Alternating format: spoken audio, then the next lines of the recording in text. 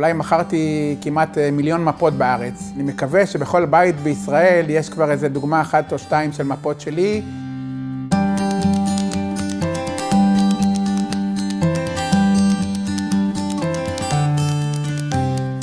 קרטוגרף זה סרטט מפות שמסרטט מפות של העולם, מפות טיולים, מפות ערים.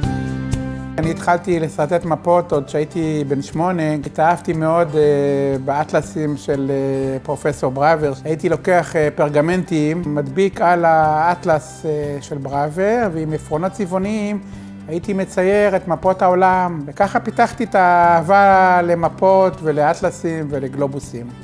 עיסוק הפכתי אותו לאחר שהשתחררתי מהצבא וחזרתי מהטיול הגדול בחו"ל, והתחלתי ללמוד גיאוגרפיה באוניברסיטת תל אביב, למדתי תואר ראשון ותואר שני.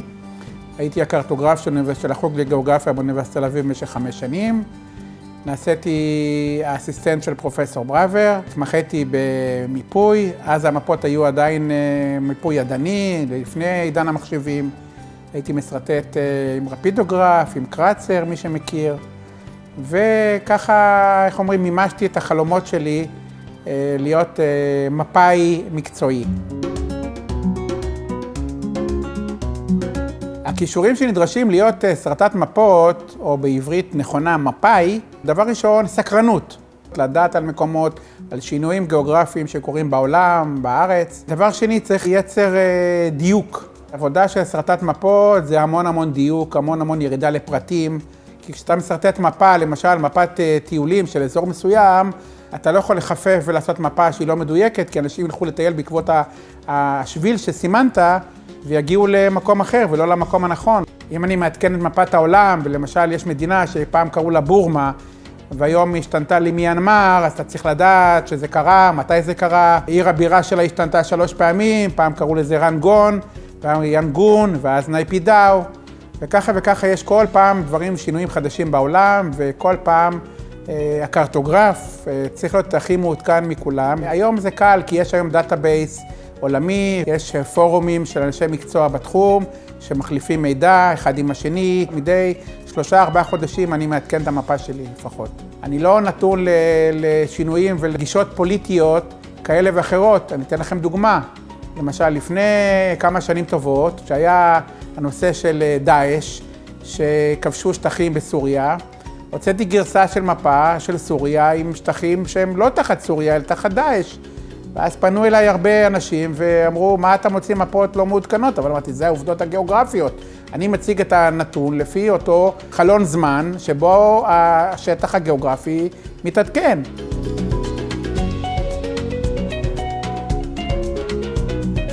איך מתחילים לייצר מפה?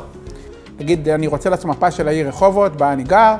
אני מזמין היום מחברת צילומי אוויר מפת אורטופוטו של העיר, ואז אני מעלה בשכבות נוספות על המפת הבסיס הזאת את השכבות הרצויות, אם זה כבישים, אם זה אתרים, אם זה מוסדות, אם זה שמות רחובות מאוד מתעדכנים. אני מעלה את הנתונים מתוך מאגרי מידע גלויים ומפורסמים, ואז אני יוצא לשטח, בודק, למשל אם אני עושה נגיד נתיבי נסיעה, כניסה, אין כניסה, יש כניסה, אני נוסע בעצמי בכל סמטה ובכל רחוב, ממפה, מסמן, ואז מוציא את המפה לדפוס. כשעושים מפות של טיולים, אתה צריך כמובן, איך אומרים, אין מדריך טיולים שמכבד את עצמו, שלא בודק את השטח ועושה סיור להכרת השטח, לפני שהוא שולח את האנשים לשם.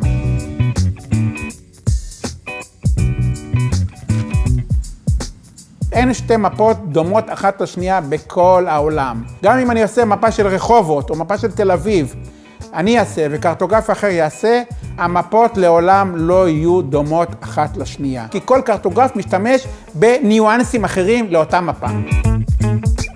קרטוגרפים שמכבדים את עצמם נוטים לשתול שגיאות במפה. יש חברה שאני יודע שהיא שתלה רחובות שלא קיימים על שם 2 הקרטוגרפים שעבדו בחברה.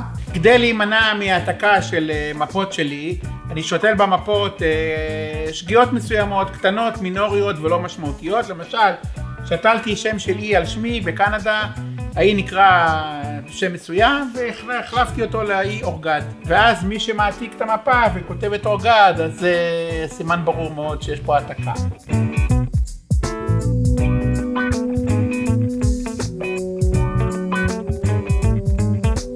אני מוכר היום מפות שנמכרות בחנויות הספרים, מפות שנמצאות בכל מוסד ממשלתי שמכבד את עצמו, משרדי ממשלה, בתי ספר, אוניברסיטאות. חלק מהעבודה שלי זה לא רק למכור מפות, אני גם סרטט מפות מקצועי לכל מיני הוצאות לאור.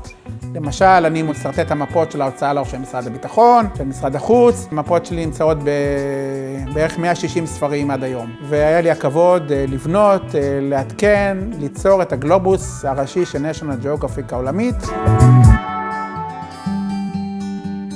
מפת העולם לגירוד. יש פה את כל מדינות העולם, שאפשר לגרד כל מדינה שבה ביקרת, ואתה מגרד, והמטרה היא כמובן שתבקר בכל מדינות העולם, ואז המפה תיראה לבסוף ככה. אצל המפה שלך לא נשאר כמעט חומר גירוד. לא, עדיין לא, הייתי רק אפשר להגיד כמעט חצי ממדינות העולם. כמה? יש 194 מדינות, הייתי ב-92 מדינות, היד עוד נטויה. זה משחק שאני פיתחתי לילדים ללמוד על מדינות העולם, משחק שנקרא גיאודיסק. כל אחד מסתכל נגיד מאחורה, רוצה לדעת נגיד מה עיר הבירה או מה האוכלוסייה של איזה ארץ, אז הוא מזהה את המספר של המדינה, ואז הוא הולך לפה, רואה את מספר המדינה, ואז הוא רואה מה עיר הבירה, מה השטח, מה האוכלוסייה. אני רוצה שזה יהיה זמין לכל אדם, כי אני כשהייתי ילד קטן, היה חשוב לי שיהיה לי כלי לימודי, ושהוא יהיה זמין ונגיש. קיבלתי תמונות מהמפות שלי שנמצאות בטנזניה, וברואנדה, ובאוגנדה.